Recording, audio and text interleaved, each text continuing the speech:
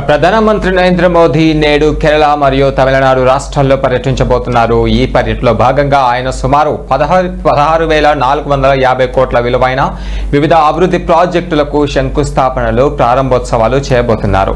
కేరళ పర్యటక మధ్యాహ్నం సుమారు 1:30 గంటలకు ప్రారంభమవుతుంది.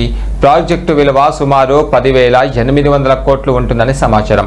కొచ్చి రిఫైనరీలో 5,500 కోట్లతో నిర్మించబోతున్న ఫాలీ ప్రొఫైనల్ యూనిట్ కు ప్రధాని శంకుస్థాపన చేయబోతున్నారు.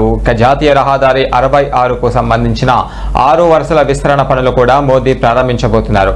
అనంతరం ఎర్నాకులం నుండి కొత్త రైలు సర్వీసులను ప్రారంభిస్తారు.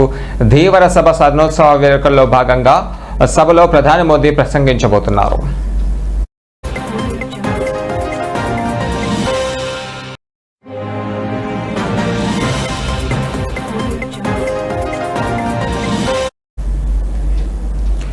ఇక అనంతరం తమిళనాడులో సాయంత్రం సుమారు 5:45 ప్రధాని మోదీ పర్యటించబోతున్నారు. సుమారు 5,650 కోట్ల విలువైన వివిధ అభివృద్ధి ప్రాజెక్టులకు శంకుస్థాపనలు, ప్రారంభోత్సవాలు చేయబోతున్నారు. తిరుచిరాపల్లిలో వివిధ మౌలిక సదుపాయాల ప్రాజెక్టులకు మోదీ ప్రారంభిస్తారు. తిరుచిరాపల్లి నుండి అమృత్ భారత్ ఎక్స్ప్రెస్, ఇతర ఎక్స్ప్రెస్ రైళ్లను జెండా ఊపి ప్రారంభించడం జరుగుతుంది. ఈ సందర్భంగా జరిగే సభలో ప్రధాని మోదీ ప్రసంగిస్తారు.